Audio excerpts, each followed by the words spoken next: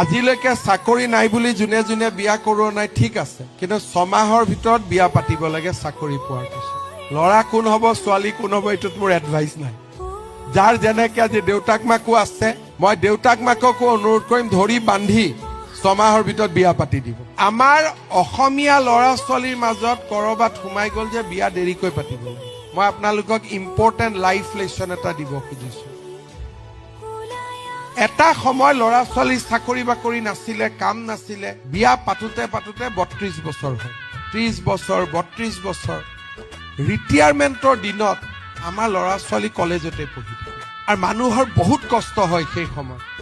ল'ৰা ছোৱালী ডাঙৰ নহ'ল, ল'ৰা ছোৱালী কলেজতে পঢ়ি থাকিলে আৰু বহুত কষ্ট হয় যে মই ৰিটায়াৰমেণ্ট হ'ম, ল'ৰাজন এষ্টাব্লিছডেই নহয়। কেনেকে এষ্টাব্লিছ হ'ব? আপুনি বিয়াই কৰাইছে 35 বছৰ 34 বছৰ 30 বছৰত, আজিলৈকে চাকৰি নাই।